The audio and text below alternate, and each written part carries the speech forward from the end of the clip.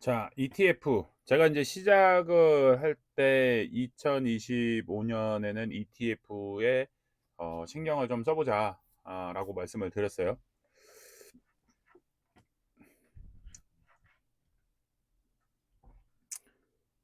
ETF에 신경을 써 보자. 이미 ETF에 대해서 2-3년 전부터 계속 그 투자를 하고 계셨던 분들은 돈을 좀 벌었습니다. 근데 ETF에 대해서 정확하게 뭔지 모르시는 분들 같은 경우에는 ETF 투자를 하지 않았던 경우들이 상당히 많죠. 그런데 ETF에 대해서 지금 아까 처음부터 계속 연장 흐름선상에서 말씀드리는 것 중에 하나가 뭐가 있냐면, 국내 경기보다 미국 경기는 괜찮다. 그래서 성장하고 있는, 달리고 있는 말에 일정 정도 돈을 태우는 게 좀 필요하다. 그러면서도 비례와 반비례의 관계에 놓여 있기 때문에 아무리 우리나라가 투자하기에 적합하지 않다고 하더라도 계속 침체 일로에 빠져 있으면 분명히 싼 거는 맞아요. 저평가된 거는 맞습니다. 그래서 그 기회도 놓치면 안 되기 때문에, 고평가로 계속 올라가고 있는 미국 주식에서 일정 정도의 소득이 발생을 하면 그 돈을 바꿔서 국내 주식에도 투자를 해야 됩니다. 그런데 그러면은 지금 성장하고 있는 미국 쪽에 투자하는 데 있어서 개별 종목은 어렵다, 무섭다 라고 한다라고 생각한다면, 뭐 테슬람주의, 그래서 뭐 테슬라 사시는 것도 방법이죠. 근데 테슬라도 마찬가지로 일론 머스크 얘기에 따라서 막 천당과 지옥을 왔다 갔다 하니까 그것도 불안불안할 수밖에 없고, 그런 것들을 고려했을 때 나온 게 뭐냐? ETF죠, ETF. 예. 그래서 ETF를 활용을 하면 조금 리스크를 해지할 수 있는 효과가 있기 때문에 그런 부분들을 좀 이용하면은 도움이 되겠죠. 그래서 여기 지금 보면 상장 지수 펀드라고 되어 있습니다. 특정 지수를 따라가는 인덱스 펀드를 거래소에서 상장시켜서 주식처럼 거래할 수 있게 만든 펀드 형식이다. 그래서 장점이 있죠. 장기적인 상승 가능성. 들고 있으면 지수가 움직이는 거에 따라서 같이 따라 올라가는, 지수가 떨어지면 뭐 떨어질 수도 있겠지만, 제가 미국 주식을 해라라고 하는 이유 중에 하나가, 미국은 지금 우상향에 있으니까, 그러면 인덱스라고 했잖아요. 미국의 S&P 500이 계속 상승하는 추세에 있다 그러면 이 ETF도 어떻게 되어 있어요? 상승하는 추세에 놓일 수밖에 없다. 그러면 달리는 말에 내 돈을 태우는 게 맞지 않나? 근데 여기에 달리는 말이니까 여기에 몰빵하다가 인생 골로 갈 수도 있다. 그래서 비율 조절을 꼭 하셔야 된다. 그리고 ETF 같은 경우에는 낮은 수수료 0.1, 그리고 뭐 상품마다 조금씩 달라요. 뭐 0.3부터 해서 0.9까지 뭐 이렇게 되어 있는데, 미국 ETF 같은 경우에는 싼 편이에요. 국내는 좀 사악할 정도로 비싸요. 그래서 미국 ETF에 투자가 가능하다. 개인연금 ISA에 이 종목을 또 태울 수가 있으니까, 이 개인연금 하시는 분들은 요렇게 또 들어가면 좋고, ETF는 종류가 좀 다양하니까 주식형을 하든지 채권형을 하든지 금으로 투자하는 거에 넣던지 이렇게 하시면은 좋습니다. 그래서 여기에 이제 간단하게 비교를 했는데, 주식은 직접 투자죠. 그래서 개별 종목을 선택을 하는 거죠. 개별 종목을 선택을 해야 되기 때문에 개별 종목을 선택하는 데 있어서의 부담이 있죠. 어떤 종목을 선택을 해야 될지, 그 종목 선택하는 게 나락으로 빠지면은 답이 없으니까. 근데 ETF와 펀드의 공통점은 뭐냐면 인덱스 펀드입니다. 인덱스. 그래서 S&P 500이 이 흐름에 맞춰서 거의 유사하게 추종을 하면서 움직이기 때문에, 이 S&P 500의 흐름에 맞춰서 쳐다보기만 하면 어느 정도는 여러 가지 막 고통스러운, 이 종목이 낫까 저 종목이 낫까, 이 종목을 팔까 말까에 대해서 고통스러운 상황은 좀 피할 수 있지 않을까. 전체적인 시장의 흐름에 맞춰서 돈이 움직이고 있기 때문에 이쪽에 성장성이 명확하다 하는 시장에 돈을 넣으면은 괜찮다 이거죠.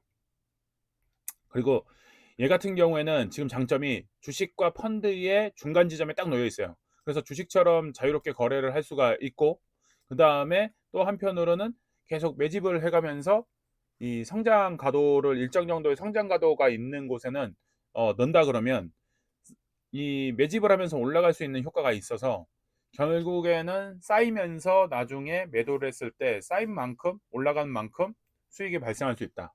그래서 ETF를 하시는 게 좋다. 그러면 ETF 어떤 게 좋겠냐? ETF 어떤 게 좋겠냐? 이게 지금 이게 오늘 그 가격을 이렇게 설정을 해 놓은 건데 지금 제일 많이 이제 사람들이 선호하는 게 뭐냐면 SPY 종목명이죠. 이거 종목명입니다. 그다음에 YVV, VOO 이 세 가지를 상당히 사람들이 선호를 합니다. 선호를. 근데 이 선호를 하는 이유가 있죠. 여기 지금 주당 가격이 이렇게 595불. 595불이면 현재 얼마냐? 595불 곱하기 지금 1,450원으로 잡고 그럼 86만 원이죠. 86만 원. 주당 86만 원. 근데 과연 이게 주당 86만 원이었을까 처음에? 아니었죠. 그거보다 낮은 가격이었죠. 그래서 요 부분이 지금 상장일이 보시면 93년 돼 있고요. 그다음에 IVV는 2000년, VOO는 2010년, 그리고 SPLG는 2005년. 근데 여기서 잘 보시면 주당 가격이 얘는 500, 500, 500. 근데 얘는 70이네. 그러면 이거 쩔이 아니야? 라고 생각할 수 있는데 쩔이가 아니죠. 시가총액도 이제 보시면은 금액들이 상당히 크죠. 그리고 여기 보시면은 얘 또 작네. 그럼 왜 얘는 작은데 이거를 추천을 할까? 자, 70불입니다. 70불. 70불을 지금 현재 1,450원으로 하면은 70불 곱하기 1,450원 하면은 우리나라 돈으로 10만 원 정도 됩니다. 10만 원 정도. 10만 원 정도. 환율이 올라서 10만 원. 근데 이게 앞전에 얼마였을까요? 그게 중요한 거죠. 네. 그리고 ETF의 선택에 있어서 중요한 포인트 중에 하나가 요 수수료입니다. 수수료. 수수료 0.09, 0.003, 0.003, 0.003 이렇게 돼 있어요. 수수료가 그렇게 크지가 않아요. 크지가 않아. 그래서 이런 부분들을 고려를 했을 때 수수료도 크지도 않고 우리나라 펀드에 가입을 하면은 무슨 운용 수수료가 엄청 많습니다. 그래서 버는 것보다 떼어가는 게 더 커요. 근데 ETF, 미국 ETF 같은 경우는 작습니다. 작아. 그런데 제가 요 SPLG를 추천하는 이유 중에 하나가 SPY와 얘가 비슷한 결을 유지하고 있는데 구성 종목들이 이런 것들이 여기 지금 여기 써 있는 것처럼 SPY와 같은 운용사죠. 여기 운용사 보이죠? 스테이트 스트리트. 그래서 구성 종목이 비슷할 수밖에 없죠. 그런데 운영이 잘 되고 있고 사람들이 선호도가 상당히 높고 오랫동안 했던 회사입니다. 그렇다 그러면 요게 앞전에도 지금 10만 원인데 앞전에는 얼마였을까? 앞전에는 엄청 쌌죠. 30불이에요, 30불. 근데 엄청 또 올랐죠. 얘도 마찬가지로 이게 재작년 재작년 정도에 재작년에 50만 원인가 그랬습니다. 근데 지금 주당 80만 원이 됐죠. 상당히 많이 가격이 올랐죠. 이런 것들을 봤었을 때 생각을 해볼 필요가 있는 거죠. SPY하고 IVV, VO, SPLG. 그래서 얘가 시총이 작기 때문에 아직도 성장 가능성은 상당히 높다. 그리고 10만 원 정도가 되기 때문에 다수의 사람들이 들어갈 수 있는 장점이 있다. 얘는 한 주에 80만 원인데 한 주 사기가 버겁잖아요. 무섭잖아요. 뭐 돈 여러 개 되는 사람은 살 수는 있지만은 그만큼 무겁기 때문에 올라가는 데 있어서도 좀 부담이 있을 수 있다. 그런 측면에서는 조금 덜한. 근데 여기 지금 시가총액 여기 54 빌리언 보이시나요? 빌리언? 54 빌리언이면 얼마일까요? 제갈님 54 빌리언이면 얼마예요? 54 빌리언?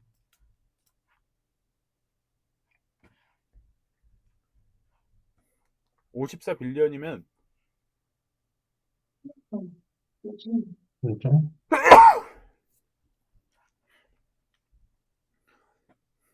여기 지금 봐보시면 5년치의 흐름을 이렇게 보고 있습니다. 5년치에 다 똑같이 동일하게 5년치의 흐름을 이렇게 지금 보고 있는데, 제가 아까 전에 SPLG하고 SPY하고 같은 회사라고 했어요.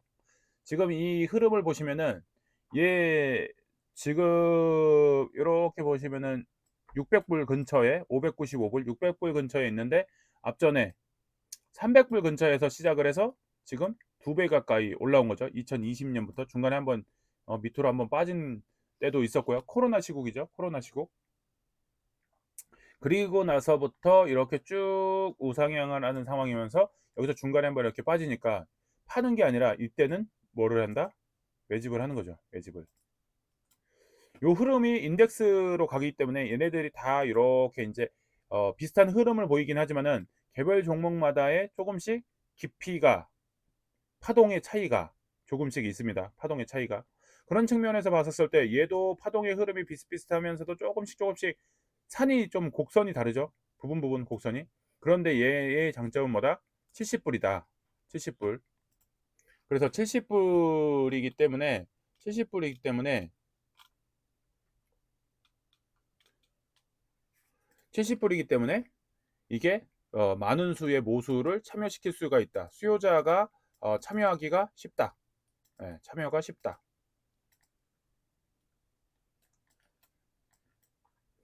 참여가 쉽기 때문에 SPLG 같은 경우가 투자하기가 적합하다라고 얘기를 할 수 있죠. 그러면 이제 국내에도 ETF가 없냐? 국내 ETF가 있죠. 국내 ETF가 있는데 여기 보세요. 순자산 총액. 타이거가 인기가 많죠. 그리고 에이스도 수익률이 좋아서 에이스도 사람들이 선호를 하는데, 여기 지금 보세요. SPLG보다도 작습니다. SPLG. XPLG보다도 작아요. 예. 타이거가 그렇게 사람들한테 인기가 있는데도 불구하고 작습니다. 그리고 상장을 보면 2020년, 2020년, 2022년, 2021년 이렇게 해가지고 아직까지는 귀여운 아, 수준이다. 예, 귀여운 아, 수준. 핸드폰 발을 오진다. 음. 귀찮아서 우리 컴퓨터 빨공님이, 안 켰는데. 빨공님 어디 갔어? 어, 빨공님의 음성이. 예. 팔공이 없어졌대. 아, 팔공이 없어졌대. 우리 두 부부가, 두 부부가, 두 부부가 번갈아 가면서, 예.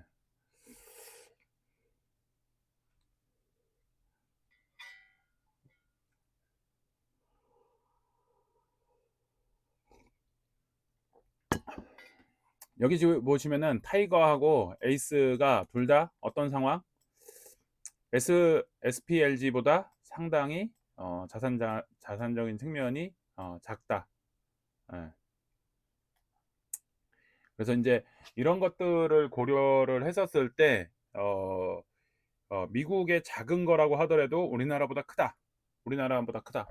그래서 이런 것들을 선택하는 게 좋지 않겠나. 우리나라 이제 잘 모르겠으면 우리나라 코스피를 쫓아간다라고 한다 그러면 타이거, 그죠? 그다음에 에이스 이런 것도 사기가 또 괜찮죠. 자, 봐봐요. 미국은 지금 주가가 이렇게 괜찮은 상황이고 우리나라는 이렇게 올라갔다가 지금 주저앉는 상황입니다. 그러면 우리나라는 빨리 분할, 이제 시점을 두고 분할 매수를 하시는 거예요. 분할 매수를. 계속 찔끔찔끔 계속 사는 겁니다. 찔끔찔끔. 네. 왜냐면은 이렇게 내려가는 형국을 띄고 있고 그러다가 어느 순간에 이렇게 올라가겠죠. 네. 그러면은 여기서부터 여기까지 이렇게 내려가면서 싸게 평단가가 요 정도 되겠죠. 평단가가. 그리고 올라가는 구간에서 사도 돼요. 평단가가 미치니까. 제 평단가보다 싸니까는 이렇게 해서 매집을 할 수 있어요. 국내는 분할 매수를 하고, 그죠? 해외 거 같은 경우는 분할 매수도 분할 매수지만은 빠르게 올라가는 추세에 있기 때문에 일정 정도의 목돈을 확 넣는 게 결단력이 좀 필요한 거죠. 결단력. 확 넣는 게 필요합니다. 그래서 일정 정도의 돈을 넣어가면서 이렇게 키워가는 게 성장성이 있으니까. 그런데 이제 조심해야 될 게 뭐냐면 결국에는 쭉 오르는 거에 뒤는 뭐다? 하락이 남아있기 때문에 하락으로 갈 수 있어요. 그래서 그거를 대비하면서 이렇게 올라가는 거에 조심조심 하면서 쳐다보면서, 한편으로도 국내에서는 찔끔찔끔 떨어지는 게 있으니까는 여기도 6대4의 비율로 6대4의 비율로 사놓는 게 좋다. 예.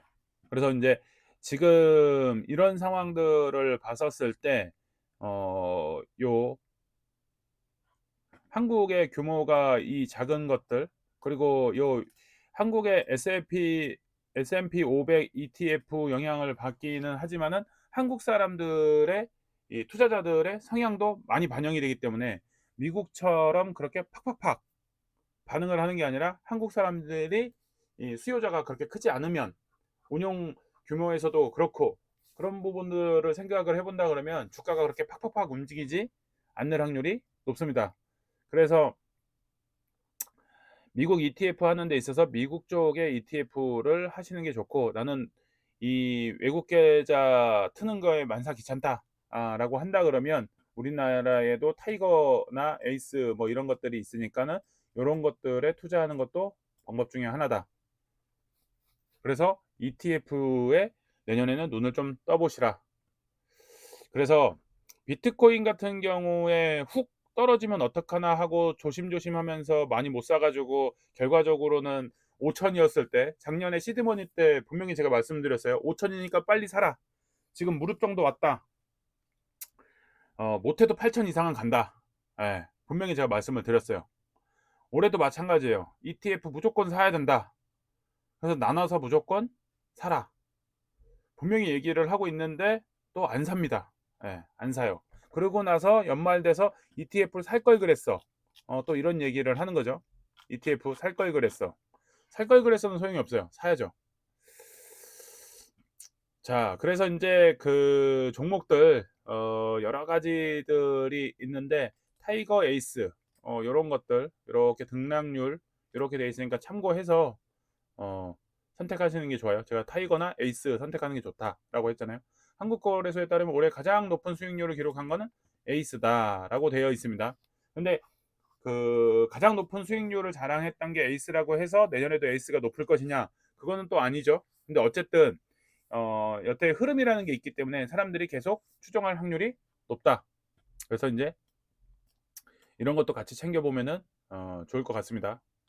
자, 그래서 이제 ETF를 얘기를 했고, 이제 다음으로 제가 그 이 ETF는 S&P 500이죠. S&P 500. S&P 500을 추종을 하는 ETF를 사시라라고 얘기를 한 거예요. 그러면 이제 국내가 밑으로 빠질 거니까, 지금도 오늘도 마찬가지로 종가가 휘청휘청하면서 물러났단 말이에요. 그러면 국내 주식을 어떤 거를 어떻게 사는 게 좋을까? 자, 여기 보시면은 여기 제목을 잘 보셔야 돼요. 여기 지금 은행주라고 되어 있어요. 은행주. 여기 유가. 그 다음에 여기 리츠. 이렇게 되어 있습니다. 이렇게 지금 되어 있는데, 우리 지금 시드머니 강의할 때 제가 은행주 3개, 그 다음에 한국설석유 이렇게 사라고 얘기를 했습니다. 지금 그 종목 사신 것들 한번 그 올려 보시겠어요? 시드머니 강의방에 한 번씩 지금 자기 산 거 대비해서 올랐어요, 떨어졌어요? 제가 금요일 날 무조건 사라고 했죠? 금요일 날 무조건. 왜 금요일 날 사라고 했을까요?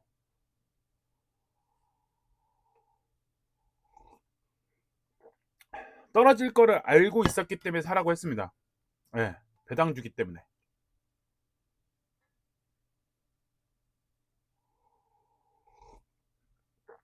배당주이기 때문에 무조건 떨어집니다.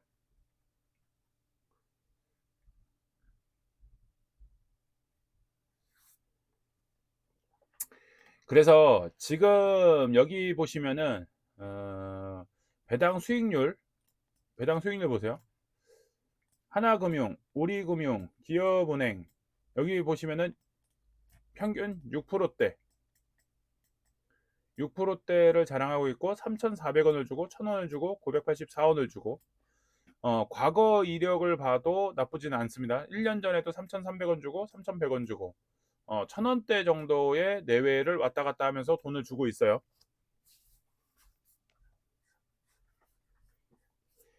이게 왜 떨어졌냐? 배당락이라는 게 있습니다. 배당락. 지금 27일 날 27일 날 사신 분들은 배당을 받을 겁니다. 배당을 받아요. 배당을 받습니다. 배당을 받아요. 그리고 월요일 날 사신 분들, 오늘 사신 분들, 아니 26일이었죠? 배당락이 26일이었던 것 같은데 26일 날 사라고 했죠 우리가. 예. 그래서 이 30일 날 사시는 분들은 배당을 못 받아요.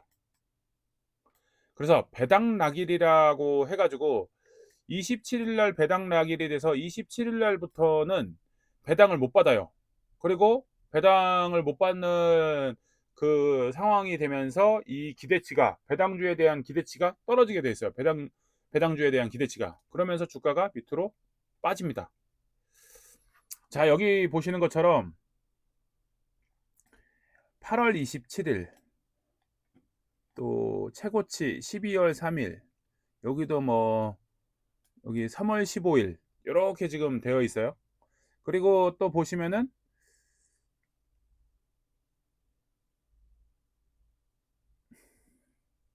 여기 1월 18일 날이 4만 원으로 최저치예요. 그리고 57,000원이에요. 하나금융 지주가.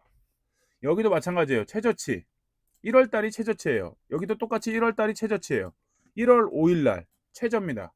1월 5일 날 최저입니다. 1월 18일 날 최저입니다. 그러면은 추매는 언제 해야 된다? 추매는 언제?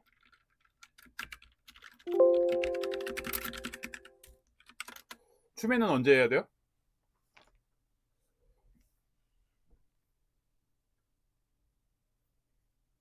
그렇죠. 빨공은 도대체 뭐를 드는 건지 모르겠네.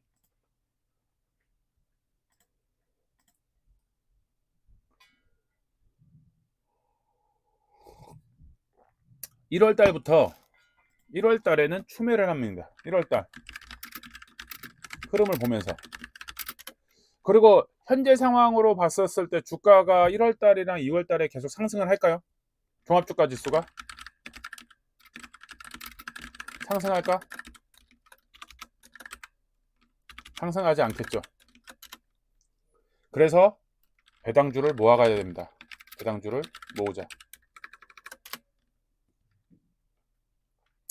자, 경기가 지금 안 좋은 상황으로 흐르고 있고, 그렇다 그러면은 투자할 만한 종목들이 어떤 거가 있을까 생각을 했을 때 배당주를 모아가기가 가장 좋은 또 시점이 된 것 같아요. 왜?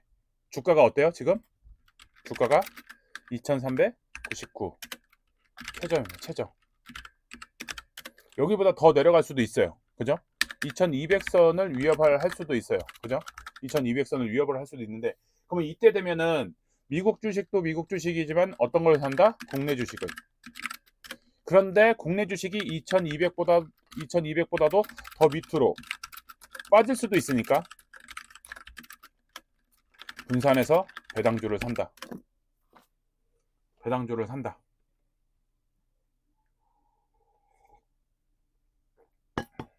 자, 그렇다 그러면 오늘 이제 종가를 하나씩 확인을 해보면 좋겠죠? 제갈님,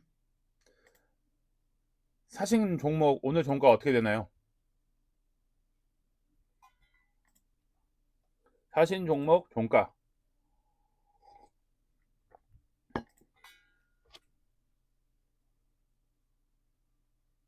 제갈님 어디 가셨어?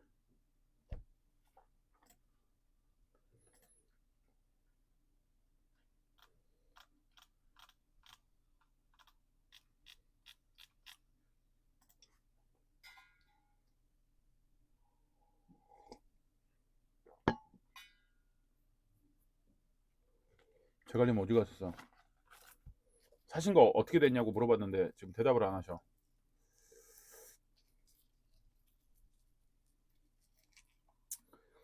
제갈님이 이제 차차타 올릴 거니까 다음을 얘기해서 이제 유가입니다. 유가. 배당을 엄청 많이 주죠. 여기 보시는 것처럼 25,000 원을 줍니다. 7%입니다. 7%. 그리고 예스코 홀딩스 8,700원을 줍니다. 8,700원 17%입니다. 17%. 지금 봐보세요. 시중금리가 3%. 시중금리가 3%. 금리가 기준금리가 3%입니다. 예금을 3% 이상 주는 데가 지금 없어요. 예금을. 지금 다 앞전에 여기 본 것도 여기 뭐야? 여기도 평균 5.9, 6.5, 6.8 다 6%죠. 그리고 7.6%, 17.3%. 그러면은 은행에 넣어놓는 것보다 주식에 넣어놓는 게 훨씬 더 좋다. 여기 지금 보시면은 한국설석유 보세요. 여기 어떻게 돼요? 12월 28일이 최저점. 그리고 나서 여기 잔잔하게 1월 달에 1분기에 잔잔합니다. 1월 달에 잔잔해요. 그리고 어떻게 해요? 쭉 오르죠. 여름이 되니까 어때요? 최고점에 이르릅니다. 최고점에 이르러서 그러면 22만 3천 원일 때 그리고 35만 6천 원일 때 지금 갭 차이를 보면 13만 1,000원 13만 1,000원입니다. 13만 1,000원 주당 13만 1,000원이 올랐어요. 주당. 그러면은 이거 주당 13만 1,000원이 올랐는데 10주를 갖고 있으면은 주당 131만 원을 벌은 거예요. 주식이 배당도 받기도 전에 131만 원을 벌었어요. 이제 종가가 32만 6천 원 정도 됐는데 여기 대비해서도 많이 올랐어요. 그러면 이게 무슨 일이 벌어진 거예요? 배당도 받고, 그죠? 그 다음에 차익도 실현할 수 있고, 요런 상황이 된 거죠. 요런 상황이. 제가님 올리셨어요. 한국설석유 종가 31만 8천 원 떨어졌죠. 지금 보면 우리금융 15,300원, 하나금융 56,800원, 56,800원 또 떨어졌죠. 근데 여기 지금 보세요. 한국설석유가 12월 28일 날이 제일 많이 떨어졌어요. 작년에 12월 28일 날 여기도 보시면 31만 8천 원 떨어졌어요. 그러면 과연 31만 8천 원이 저점일까? 근데 지금 주가의 향배를 보니까는 31만 8천 원보다 더 밑으로 떨어질 수 있겠다라는 생각이 드는 거죠. 한국설석유. 마찬가지로 한국설석유와 예스코홀딩스. 예스코홀딩스 뭔지 아시죠? 도시가스죠. 도시가스 회사. 그래서 도시가스를 우리가 안 쓰고 있지 않죠. 계속 쓰고 있죠. 배당 성향 157%입니다. 157%. 수익률도 배당 수익률도 17.33%. 예스코홀딩스. 예스코홀딩스도 마찬가지로 이렇게 12월 27일 날 최저를 찍고 스물스물 올라가면서 쭉쭉쭉 올라갔죠. 전체적으로 종합주가지수가 괜찮아지면은 마찬가지로 이 개별 종목도 상승을 할 겁니다. 종합주가지수가 계속 밑으로 꺼지면 얘네들도 같이 밑으로 꺼질 거예요. 그런데 배당주들의 특징은 배당을 주니까. 배당을 주니까. 이 배당을 줄 수 있는 이유는 뭐예요? 시장 상황과 관계없이 꾸준하게 돈을 벌고 있다는 얘기죠. 경기가 좋든 안 좋든 우리 집에 지금 보일러 돌아가잖아요. 보일러 돌아가자. 보일러 돌아가니까 예스코는 계속 돈을 벌겠죠. 경기가 좋든 안 좋든 기름은 써야 돼요. 그죠? 그래서 기름을 계속 써야 되니까 얘네들은 수익이 나겠죠. 가난하든 가난하지 않든 은행은 계속 예대 마진이 계속 벌어질 겁니다. 그래서 돈을 계속 벌고 있죠. 그래서 경기가 불확실하다 생각이 들면 배당주를 사시는 게 좋습니다. 마지막으로 리츠입니다. 리츠. 신한, KB, 미래에셋, 리츠 회사죠. 부동산 회사입니다. 부동산 회사. 근데 부동산 회사도 여기 지금 보시면은 배당금, 배당률 상당히 배당률이 높습니다. 그런데 중요한 건 지금이 사기가 좋다라고 하는 이유 중에 하나가 부동산 경기에 영향을 많이 받겠죠. 그냥 부동산이 확 꺾였죠. 여름 이후로 부동산이 여름 이후로 전반적으로 건설 경기도 그렇고 확 꺾였어요. 그렇게 해서 지금 가장 매력적이에요. 뭐가 매력적이다? 주가가 바닥을 쳤는데 배당을 주네.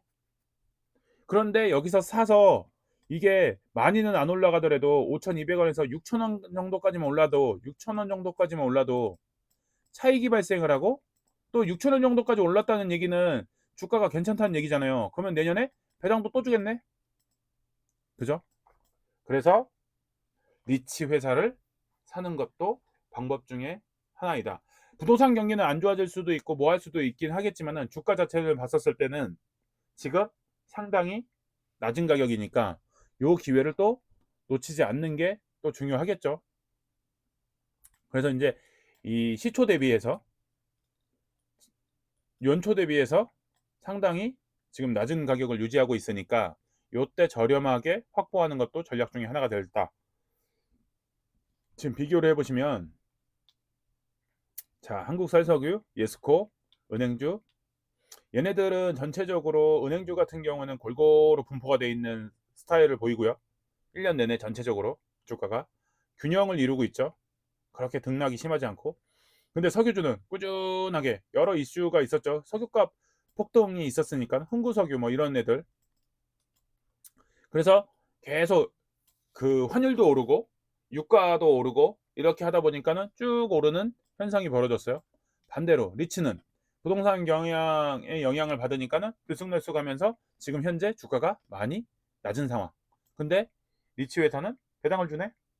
그렇다 그러면 이런 것들을 한번 생각을 해보면 나쁘지 않지 않을까.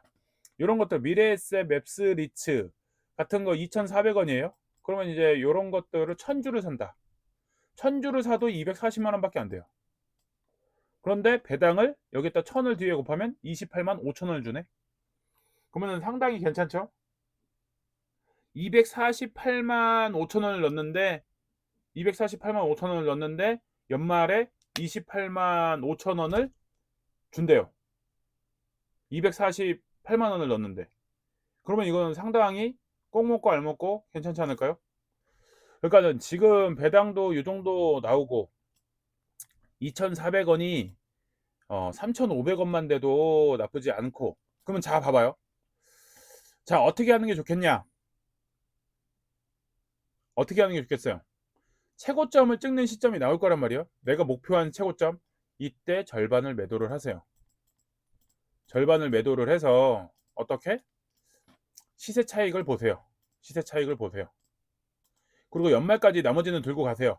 그래서 뭐를 받아요? 배당. 배당을 받으시라는 얘기입니다. 배당. 그러면 꼭 먹고 알 먹고가 되는 상황이 되겠죠. 내년에는 경기가 계속 불안정하기 때문에 이런 것들을 파악을 해서 움직이는 게 좋습니다. 그래서 종목들을 쭉 줬어요.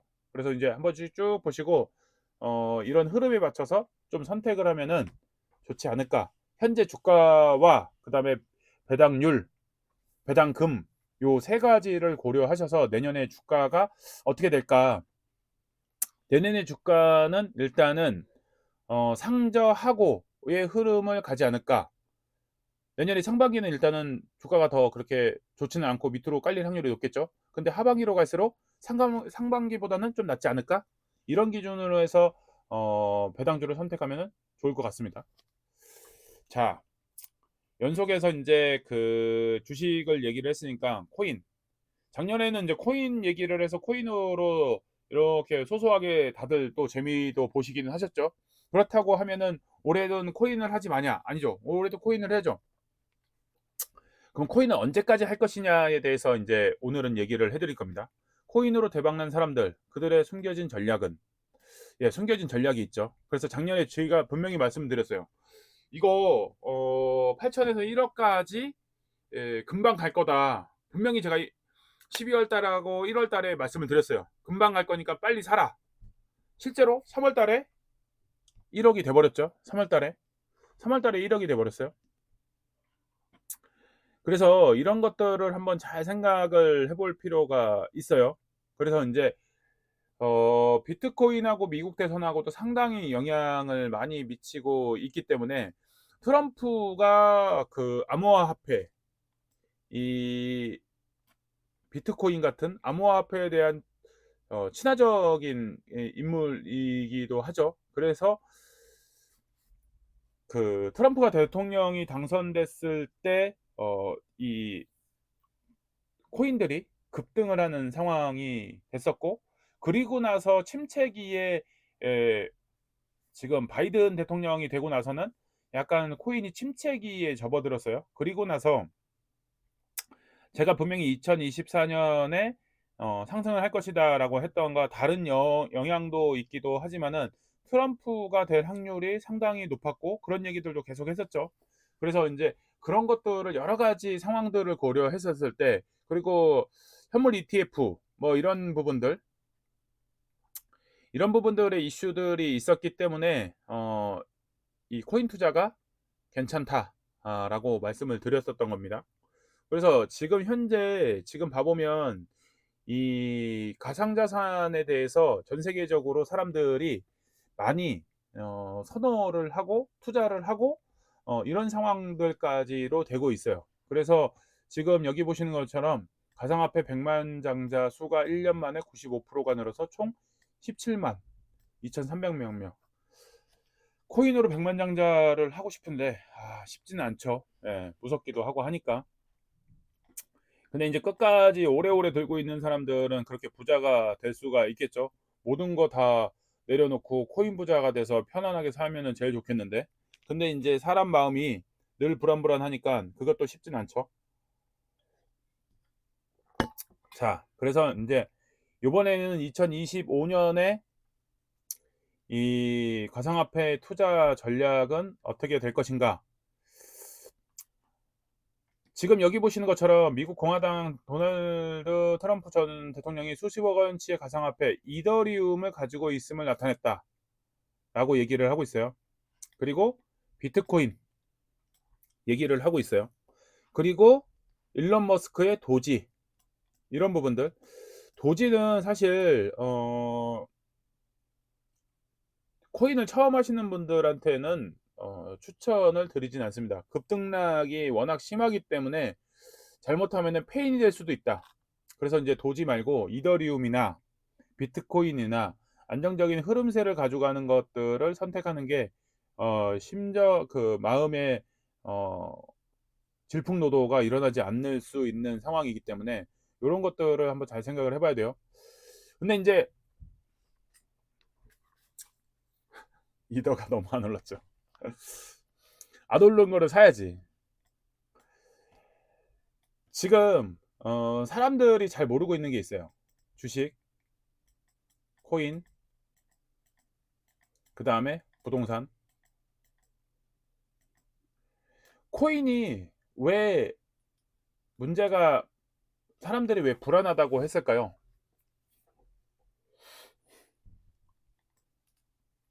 코인이 왜 불안하다고 했을까요? 주식은 보면은 주식의 가치가 있습니다. 가치. 기업 실적이라는 게 있죠. 기업 실적. 기업 실적을 기반으로 해서 주식이 오르락 내리락을 하는 겁니다. 기업 실적을 기반으로 해서. 근데 코인은 기업 실적이 있는 것도 아니죠.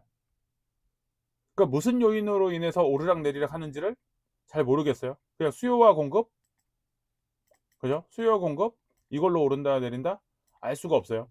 근데 부동산은 투자 가치도 있어요. 자산을 증식시키는 투자 가치도 있으면서 또 뭐가 있냐면 실거주 가치가 있어요. 부동산을 투자 가치로만 쓰는 게 아니라 실거주를 할 수 있는 가치가 있습니다. 그래서 그렇고 되고 있는데 코인이 그래서 불안불안하다라고 했는데 최근 3년 정도 사이에 어떤 일이 벌어졌냐면 거래 수단으로 쓰고 있습니다. 거래 수단으로. 거래 수단으로 쓰고 있는 게 가속화가 되면 될수록 어떤 일이 생기는 거죠? 가치 부여를 하는 거죠. 가치 부여. 거래 수단으로 쓴다는 거는 미국의 달러를 왜 선호를 하죠? 기축통화로서의 거래 수단으로 쓰고 있기 때문에. 코인도 마찬가지죠. 코인이 단순히 투기용의 그 숫자가 오르락 내리락 하는 게 아니라 이걸 가지고 할 수 있는 거래 수단으로 이게 저변이 계속 확대되면 확대될수록 비트코인의 쓰임새가 커지는 거죠. 여기 지금 보시는 것처럼 러시아의 기업들이 무역 결제로서 비트코인을 쓰고 있다. 그리고 얼마 전에도 나왔죠. 명품 결제를 뭘로 한다?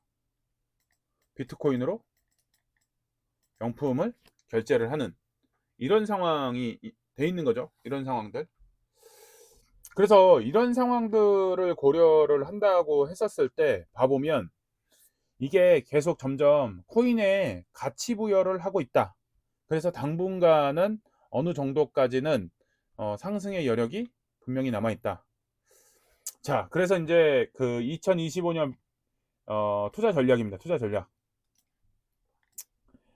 최대 그 수익을 내려면 여기 보시는 것처럼 2025년에는 팔고 말에는 팔고 2026년 말에는 다시 3년을 보유할 수 있게끔 살 준비를 해야 된다. 왜? 그게 뭐냐면은 반감기죠, 반감기. 그래서 이제 여기 지금 보시는 것처럼 3년은 이렇게 이제 한 번씩 가라앉았다가 다시 이렇게 뜨거 올라오고 다시 또 주저앉았죠. 주저앉았다가 여기 그래서 다시 또 이렇게 다시 또 올라오는 그런 상황이 또 된 거죠. 주저앉았다가 다시 올라오는. 그래서 이 25년에도 수요자들이 어느 정도는 계속 받쳐주기 때문에 올라갈 확률이 상당히 높습니다. 그리고 관심도가 상당히 높죠. 그리고 특히 우리나라 같은 경우에는 국내 이 주식시장에 대한 이 선호도도 좀 많이 떨어지고, 근데 하지 말아야 될 게 있어요. 잡코인은 하지 마시라. 예. 잡코인은 하지 않는 게 좋습니다. 뭐 인도에서 만드는 코인이라든지, 그러니까 출처를 알 수 없는 잡코인은 절대 건드리지 않는 게 좋습니다. 일확천금을 노렸다가 잡코인 샀다가 인생 골로 가는 수가 있습니다. 가장 중요한 게 뭐냐면 2025년에 해야 될 게 뭐냐? 죽지 않는 겁니다. 예, 죽지 않는 거, 망하지 않는 거. 그래서 꾸준히 돈을 벌 수 있는 방법에 대해서 꾸준함이 필요합니다. 꾸준함. 그래서 요런 거, 이런 주머니 저런 주머니가 좀 있어서 여기저기서 돈이 나올 수 있게끔 구도를 짜놓는 게 필요하다. 제가 아까 전에 말씀드렸던 게 해외 주식의 6, 국내 주식의 4 이렇게 넣으라고 했고요. 그리고 해외도 S&P 500, 500을 하라고 했고요. 국내 주식도 마찬가지로 배당주를 하는데 은행이랑 유가랑 그다음에 리츠나 이런 것들을 구성을 하는 게 좋다라고 말씀을 드렸어요. 그리고 또 뭐를 알아? 지금의 흐름에서의 변동성이 크기 때문에 그 변동성을 직격으로 반영하는 게 뭐냐? 환율. 그래서 환율에 대해서 신경을 쓸 필요가 있다. 그래서 예금 통장을 없으신 분들은 만들어라. 자, 새 비트코인 투자 전략. 공급이 제한되어 있습니다. 코인은 공급량은 2만 1000개. 그리고 반감기가 4년마다 돌아옵니다. 그리고 트럼프 효과가 상당히 크죠. 그래서 반감기가 끝나는 강세가 끝나는 시점에는 매도를 해서 안정적으로 확보를 해놓는 게 좀 필요하고요. 그리고 이게 사이클이 반복이 되니까 사이클을 이용하는 전략이 필요합니다. 사이클 이용을 하는 전략. 그리고 이제 코인으로 부자된 사람들이 다시 또 몰리는 게 있죠. 안전자산으로 무조건 또 다시 또 쏠림 현상이 생깁니다. 안전자산으로. 왜냐면 공통점이에요. 공통점. 리스크가 큰 거를 사게 되면 이 결국에는 거기 수익 생긴 거를 결국에 안전한 쪽으로, 예, 안전한 곳으로 이동시키는 게 보통 사람의 심리죠. 그래서 안전한 곳으로 이동을 반드시 시켜야 됩니다. 이거 믿고 계속 천정부지로 올라간다라고 생각하다가 망할 수도 있습니다. 그래서 리스크가 큰 거에서 돈을 벌게 되면은 무조건 안전자산으로 이동을 반드시 하셔야 된다. 그래서 포트를 여러 개를 꽂으면서 리스크가 움직이긴 하지만은 또 안전자산으로 가는 것들에 대한 종목들을 잘 살펴볼 필요가 있는 거죠. 마찬가지로 이런 부분들이 금리 인하 속도도 비트코인에 영향을 주는 거죠. 금리 인하가 빨리 돼야 은행으로 돈이 안 가고 위험 자산인 비트코인이나 이런 것으로 주식이나 이런 것으로 같이 움직이는 이 급격하게 변동세가 있는 곳으로 돈이 몰릴 텐데 지금 상황이 금리 속도도 조절한다 그러고 뭐 이렇게 되다 보니까는 물가의 변동이나 이런 것들을 고려해서 천천히 좀 해보겠다라고 하니까는 지금 코인 시장에 약간 변동성이 좀 생긴 부분들도 좀 있습니다. 최근에 조금 코인 시장이 주춤주춤하죠. 1억 5천까지 찍었다가 오늘 지금 1억 3천대로 1억 3,900 이렇게 좀 비트코인도 내려오기도 했는데 그래서 이제 금리의 변화와 그 다음에 이 지금 코인의 변화 이런 양상들도 한번 같이 잘 체크를 해보는 게 주요하겠죠. 비트코인 2020년 1월부터 2024년 10월 20일까지의 금리와 이렇게 같이 차트를 만들어 봤는데 여기에서 보시는 것처럼 지금 코인은 이렇게 올라갔죠. 금리가 떨어진다는 그 시그널들을 시장에서 계속 주니까. 그죠? 근데 상대적으로 이 최고가 1억 7천까지 찍었는데 최근에 이제 FOMC에서 이제 발표도 그렇게 하고 천천히 내리겠다라고 하니까는 일시적으로 들렁들렁 이렇게 조금 이제 한 부분이 있었습니다. 그래서 갑자기 서하의 칭찬을 받네. 네. 그래서 지금 여기 지금 보시는 것처럼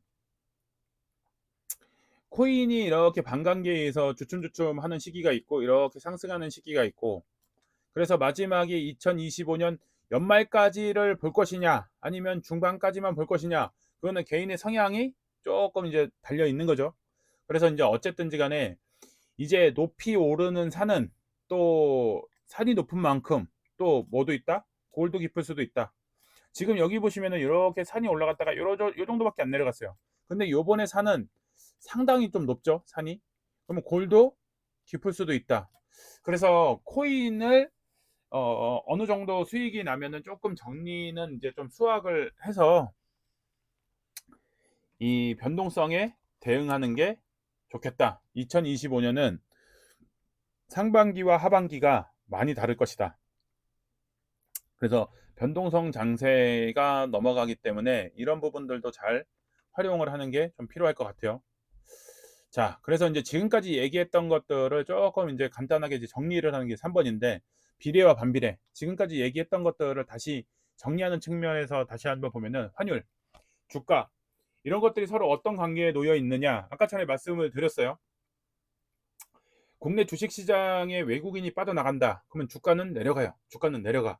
그리고 판돈을 가지고 원화를 갖고 가는 게 아니라 달러를 갖고 가요. 그러니까는 국내의 달러가 외국으로 나가요. 외국으로 나가니까 국내의 달러는 부족 현상이 생기는 거죠. 그러면 환율은 오르겠죠. 주가가 떨어지면서 외인이 팔아서 주가는 떨어지고 그리고 환율을 갖고 달러를 갖고 외국을 나가니까 환율은 급등하는 상황. 이게 기본적인 흐름에서의 얘기인 거고 마찬가지로 또 국내 정세가 불안하니까 어때요? 우리나라에 투자를 하려고 하는 세력은 점점 줄어들겠죠. 외환보유고가 외부에서 들어와야 되는데 투자가 계속 들어와야 되는데 안 들어오는 상황이 생기니까 외환보유고가 계속 떨어지고 그리고 쓸 돈은 계속 있는데 기축통화인 달러를 쓸 일은 많은데 그렇게 되면 어떻게 되겠어요? 환율이 변동이 생기겠죠. 그래서 이런 상황들을 비례와 반비례 관계에 있는 그 경제 지표를 활용을 잘하는 게 이제 좋겠죠. 그래서 지금 아까 처음에 얘기했던 것처럼 주가, 그죠? 환율, 그 다음에 금리, 이들의 관계에 대해서 활용을 해보면서 투자를 하는 게 가장 좋죠. 그래서 이제 아까 전에 얘기했던 것처럼 정비례로 움직이고 있는 것하고 반비례로 움직이고 있는 것들을 한번 체크를 해보는 게 좋은 게 코스피에 가장 영향을 많이 미치는 게 삼성전자죠. 그래서 삼성전자와 코스피는 닮은 꼴입니다. 닮은 꼴. 많이 닮은 모습을 보이기도 하는 게 삼성전자와 이제 코스피죠. 그래서 지금 보시면은 이렇게 올라가고 이렇게 올라가고 또 이렇게 내려가고 또 이렇게 내려가고 그리고 작은 산을 만들었다가 꼬라박았죠. 최근에 삼성전자가 작은 산을 만들었다가 꼬라박았죠. 이거는 어떤 관계입니까? 비례 관계에 놓여 있는 거죠. 비례 관계. 네, 비례 관계. 그러면 삼성전자를 사는 시점은 지금 살 게 아니라 내년이 코스피가 좀 더 떨어질 것 같다라고 생각을 한다 그러면 삼성전자도 지금 사는 게 아니라 당분간은 관망을 좀 해보자. 예, 이런 얘기를 드릴 수가 있죠. 이제 뭐 산업적인 반도체적인 측면도 있기도 하지만은 지금 이 차트의 흐름을 봤었을 때, 주가의 흐름을 봤었을 때 이런 것들을 생각을 해본다 그러면 제가 지난번에도 그 블로그 포스팅에도 썼지만은 삼성전자는 바로 살 게 아니라 좀 관망을 해서 적절한 가격이 올 때까지 좀 기다려보는 게 어떻겠냐라는 생각을 말씀을 드렸어요.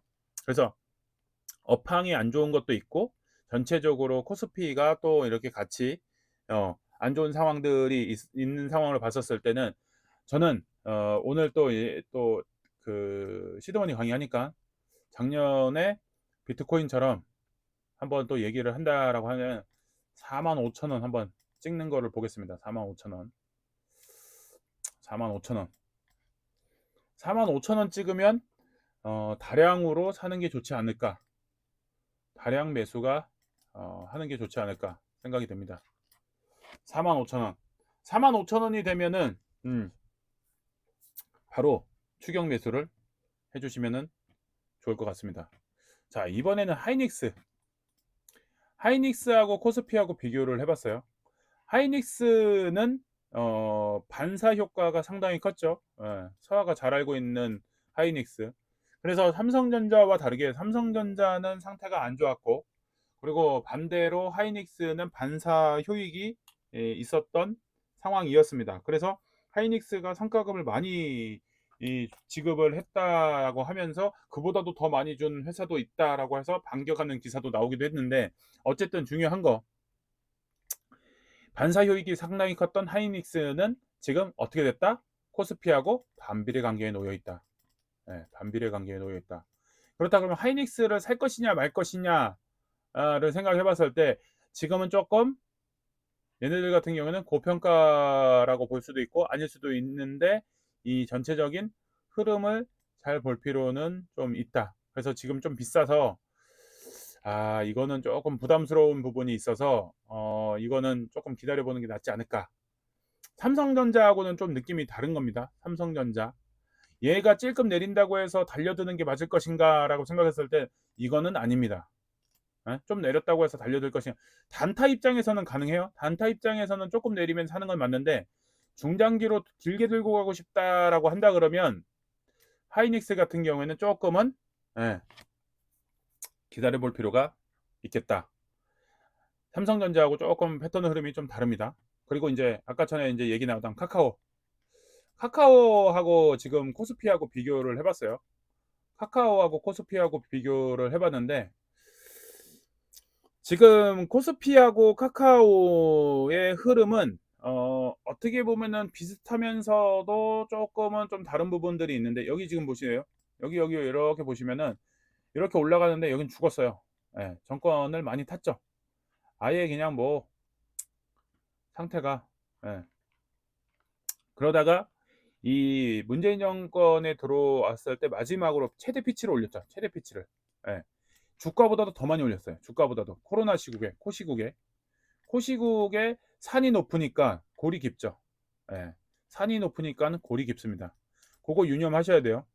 그런 거에 대비해서 주가보다도 제가 봤을 때는 더 빠졌다. 주가보다도 더 빠졌다. 그래서 얘가 지금 지금 뭐 탈탈 털기도 했고 구조조정도 했고 구조조정도 하고 뭐 등등등을 했기 때문에 이런 것들을 생각을 한다라고 한다 그러면 카카오 주식을 지금쯤 매수는 나쁘지 않겠다. 최고점을 찍고 쭉 내려왔기 때문에 그래서 평단가 지금 보시면은 5만원 선, 평단가 5만원 선을 잡고 연말까지 기다려보자. 평단가 5만원 선을 잡고 연말까지 기다려보자.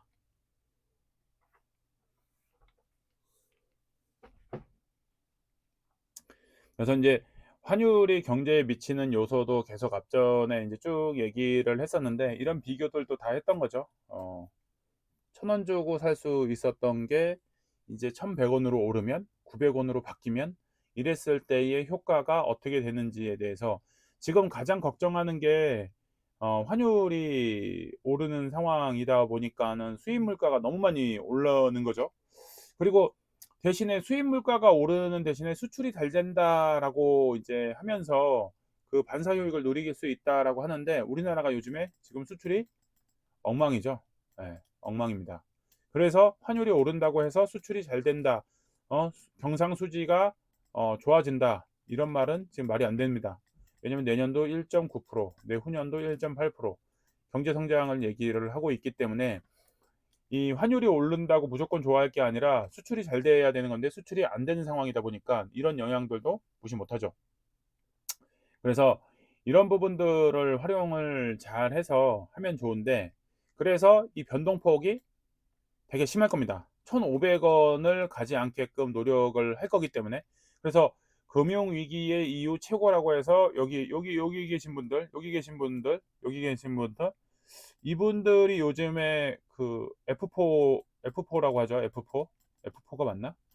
네, F4라고 얘기하는데 이 네 분들이 자주 이제 뭐 등장을 하는데 이분들이 환율 방어를 계속 할 겁니다. 환율 방어를 한다는 얘기는 오른 거를 낮추고 또 다시 오른 거를 낮추고 오른 거를 낮추고 진폭이 생기기 때문에 이 진폭을 활용해서 한번 파이낸스 4 F4 그래서 요 네 명이 계속 이 오르고 내리고를 계속 맞추길 거기 때문에 달러 통장을 반드시 예, 만드시는 게 필요하다. 달러 통장을. 그래서 달러 통장을 만들어서 환율의 오르락 내리락을 하는 거를 활용을 잘 해보시는 게 좀 필요한데 지금 여기 보시는 것처럼 이 환율 통장에 하나 밀리언 달러 통장 이렇게 10,000불씩 넣어 놓으셔야 돼요. 10,000불 이렇게 일찍부터 차곡차곡 분산해서 모아가지고 10,000불 예, 분산해서 모아서 10,000불 이거는 이제 주식이죠, 주식. 예. 현재 외화가 이제 들어 있는데 외화가 5,600불, 5,400불 이렇게 되어 있는데 환율이 1,474원 기준으로 한다면은 요 820만 원 정도, 790만 원 정도 둘 다 한 800만 원씩 정도 된다는 얘기죠. 800만 원씩 정도. 요렇게 달러로 지금 그 주식도 이제 사져 있는 거고 그다음에 외화 그 예수금도 달러로 이렇게 확보가 되어 있는 거고 그렇다 그러면 이런 돈들이 들어 있는데 지금은 1,475원인데 1,500원을 돌파한다. 그리고 1,550원이 된다고 한다. 그렇다 그러면 요거를 어떻게 한다? 환매를 하죠. 환매. 바로 환매를 하셔야 돼요. 뭘로? 원화로. 원화로 하셔야 됩니다. 원화로. 그리고 달러는 보유하고 있다가 해외여행이 갈 일이 생기면 제일 좋은 게 뭐냐면 해외여행은 남들이 못 갈 때 나만 갈 때가 행복한 게 해외여행입니다. 뭐 남들이 다 갈 때 같이 가는 게 공항도 막 밀리고 터지고 막 난리도 아닌데 이런 것들을 활용을 잘한다라고 한다면 쌀 때 달러를 사놓은 게 있으면 지금 달러가 비싸서 해외여행을 못 가겠대. 근데 나는 싸게 사놓은 게 있어. 그러면 어떻게 해요? 이거 가지고 해외여행 갈 수가 있겠죠. 이거 갖고 마찬가지죠. 이렇게 하고 있는데 들고 있는데 예수금을 이렇게 들고 있고 주식도 이렇게 들고 있고 하는데 환율은 계속 올라. 우리나라 상태가 안 좋으니까 우리나라에 투자를 안 해. 그래서 환율은 계속 올라. 근데 미국은 계속 고공행진을 하고 있어. 그러면 여기 주가가 올라서 달러 환매를 한 게 금액은 커져 있고 우리나라로 1,500원을 환전을 할 수 있고 그러면 꼭 먹고 알 먹고가 되는 상황이 되는 거죠. 그래서 요런 상황들을 활용을 잘해 볼 필요가 있다. 그래서 이제 번 돈을 이 키움증권이요. 요거 키움증권을 어떻게 이동하냐. 지난번에 미르님이 얘기했던 기업은행 이런 것들을 활용을 해서 넘기면 좋아요. 그래서 앞전에 얘기했던 것들은 달러를 활용해서 투자를 할 수 있는 게 아까 전에 해외 이제 주식에서 달러로 ETF 투자를 한다든지 그러면 이제 ETF 투자를 해서 달러도 올라가고 그리고 환율도 올라가 있으니까는 요거를 환전을 하면은 어 환테크가 되는 거죠. 환테크가. 그냥 달러를 바꿔서 뭐 예를 들어서 1,420원에 사서 뭐 1,470원에 팔아라 이게 아니고요. 이때 이걸 샀으면 ETF든 주식이든 한 바퀴를 돌려서 얘가 1,000불이 어떻게 5,000불이 돼서 5,000불이 됐는데 마침 1,550원이래. 우리나라가 경기가 더한 우리나라에 대한 이 투자 가치가 계속 떨어지고 있어. 그럼 요거 환전을 하면 나쁘지 않겠죠? 그때 쓸 일이 있으면 환전을 하는 거죠. 그러면은 이제 상당히 괜찮다. 요런 환테크가 지금 2025년에 필요한 거다. 2025년에 환테크를 하시는 게 좋습니다. 그래서 외화 정기예금 금리 이렇게 은행별로 되어 있는 것도 참고하시면 좋아요. 그래서 이제 환전 수수료 혜택 은행별로 정리해서 모아놨습니다. 한 번씩 보시면 좋습니다. 자, 이제 그 후반부로 가고 있고 이제 마무리할 때가 이제 되기 때문에 예정했던 10시 30분에 끝내기로 했는데 10시 30분보다 조금 더 한 10분 정도만 더 해야 될 것 같네요. 예. 윤소소님한테 30분에 끝내기로 했는데 10분이 미뤄지는 안타까운 일이 벌어졌네요. 잠깐 2분만 쉬고 시작을 하겠습니다.